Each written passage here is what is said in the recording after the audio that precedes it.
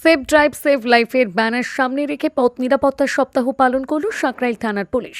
মঙ্গলবার বৃষ্টিকে উপেক্ষা করে পথ নিরাপত্তা সম্পর্কে সাধারণ মানুষকে সচেতন করতে কুলটিক্রে স্কুল মাঠ থেকে রোহিণী বাস স্ট্যান্ড পর্যন্ত সিভিক ভলেন্টিয়ারদের নিয়ে একটি বাইক র্যালি হয়। উপস্থিত ছিলেন Jhargram DSP DNT Sabyasachi Ghosh, OC Sankrail SI Nilmadhab Dolai সহ থানার একাধিক অফিসার।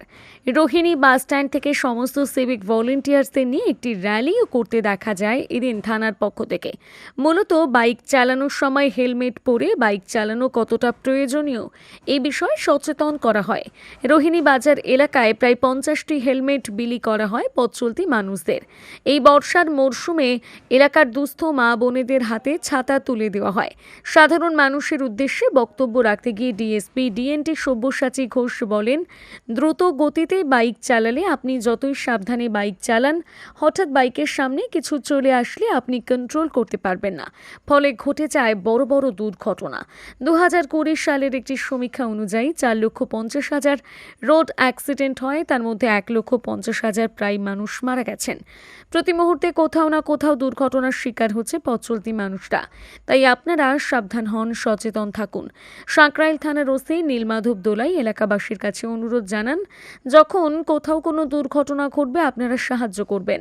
অযথা মোবাইলের ছবি তুলে লাইভ করে সময় নষ্ট করবেন না। পুলিশের এই উদ্যোগে স্বভাবতই খুশি এলাকাবাসী। আপনি সাঁকরাইল থানা থেকে হেলমেট পেলেন, এই হেলমেটটা আপনি সারাক্ষণ পরবেন এবং আপনার ওখানে যতজন মানুষ আছে যাদেরকে আপনি চেনেন সবাইকে হেলমেটের সচেতনতাটা বলবেন, ঠিক আছে? হেলমেটটা হচ্ছে আপনাদের সবার সুরক্ষার জন্য, সেফটির জন্য। এটা হেলমেট হিসেবে ধরলে হবে না, এর গুরুত্ব অনেকটাই বেশি, ঠিক আছে? আপনি সবাইকে বলবেন, সবাইকে বলবো, ঠিক আছে।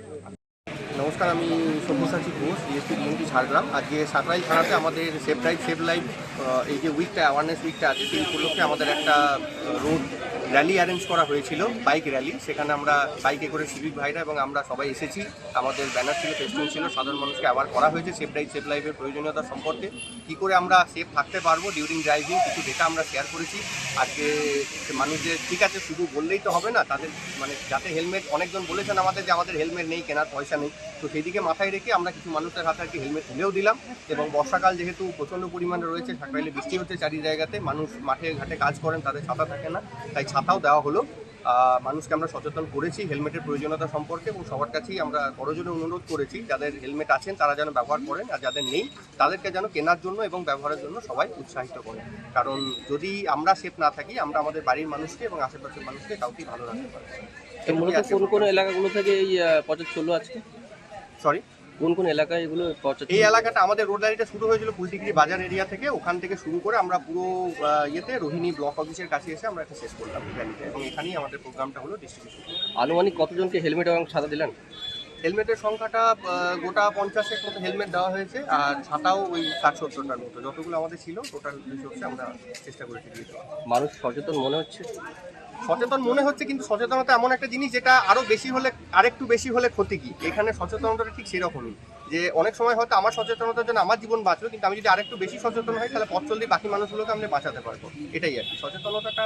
বড়বাবু একটা খুব ইম্পর্টেন্ট কথা বললেন যে যখন কোনো অ্যাক্সিডেন্ট হয় তখন অনেকে লাইভ করে, ফটো তোলে, ভিডিও করে, কিন্তু মানুষকে সাহায্য করতে এগিয়ে যায়। এটাকে বলা হয় গোল্ডেন আওয়ার। একজন মানুষ যখন রোড ট্রাফিক অ্যাক্সিডেন্টে কোথাও পড়ে যান তখন তার হাতে খুব অল্পই সময় থাকে। তো বিগত কয়েকদিনে দেখা গেছে যে মানুষ ওই জায়গাতে মানুষটাকে হেল্প না করে ভিডিও করা বা ওটা নিয়ে রিলস বানানো, লাইভ হয়ে যাওয়া, এই জিনিসগুলো ঘটেছে। অথচ তারা এই জিনিসটা জানেনই না যে সেই মানুষটার হাতে আর কয়েকটা সেকেন্ড মাত্র বাকি আছে।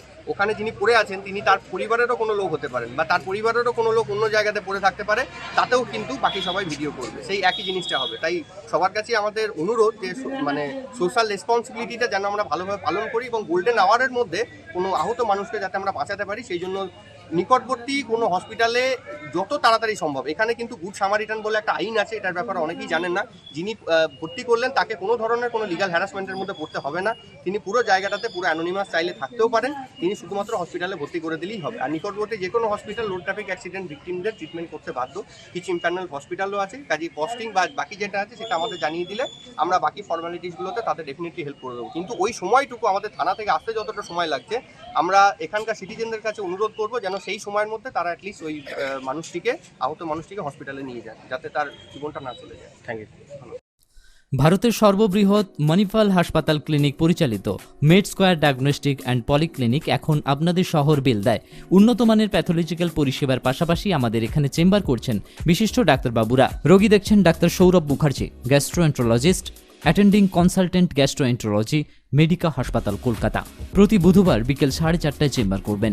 এন্ডোস্কপি, সিগমোডোস্কপি, কোলোনোস্কপি, ফাইব্রোস্ক্যান নিজে করেন। এছাড়া আসছেন doctor Shubhra Shekhar Chakraborty, consultant cardiology, Medica, Manipal হাসপাতাল, কলকাতা। প্রতি দ্বিতীয় ও চতুর্থ শুক্রবার সকাল 9টা থেকে। 11 জুলাই থেকে চেম্বার শুরু হবে। ডাক্তারবাবু নিজে ইকোকার্ডিওগ্রাফি করেন। এছাড়া মেদিনীপুর হাসপাতালের প্রাক্তন চর্মরোগ ও যৌনরোগ বিশেষজ্ঞ ডাক্তার মৃণাল কান্তি বর্মন আসছেন প্রতি সোমবার সকাল 9:30 থেকে। এছাড়া আসছেন ডাক্তার নিবেদিতা মান্না, নবজাতক ও শিশু রোগ বিশেষজ্ঞ, প্রতি বুধবার বিকেল 4টায়।